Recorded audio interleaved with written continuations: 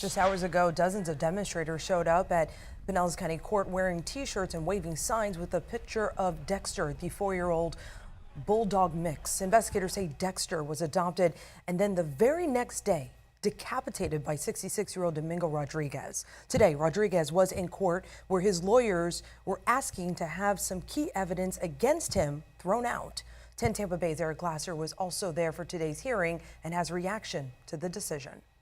Well, dozens of people showed up today here at Pinellas County Court, many of them waving signs, chanting, and even wearing T-shirts with images of Dexter the Bulldog mix. Domingo Rodriguez in court today is charged with felony animal cruelty and unlawful possession of a dead animal. Investigators say last month he adopted 4-year-old Dexter from the Pinellas Animal Services and the following day killed the dog. They say Dexter's body was found in a plastic bag floating in the waters at Fort DeSoto's East Park.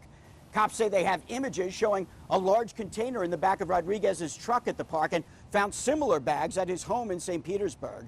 They also seized his phone and presumably found incriminating conversations between Rodriguez and his wife. And that is the evidence Rodriguez's attorneys wanted the judge to throw out today, arguing the warrant that led to that evidence should not have been issued. Now, what the state wants to do, they want to go through the phone and get more information. They want my client to self-incriminate himself and start doing a fishing expedition. But that's not what the law requires. This isn't a dog where there was an issue or a problem. This was just a dog that was sweet. And what happened to him was beyond tragic, beyond inhumane. And that's a felony in the state of Florida.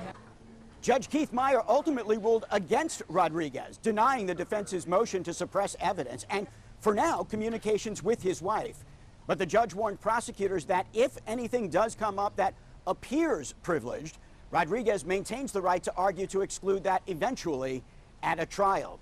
Protesters, including many who volunteered at the shelter and say they knew Dexter before he was adopted, vowed to be at every hearing for Rodriguez, urging the court to ultimately give him a maximum 5-year sentence under Florida law.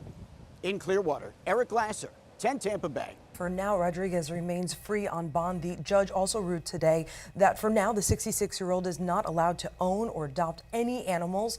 He stopped short, however, of barring Rodriguez from being around any animals in public, saying it would be difficult for Rodriguez to control those circumstances.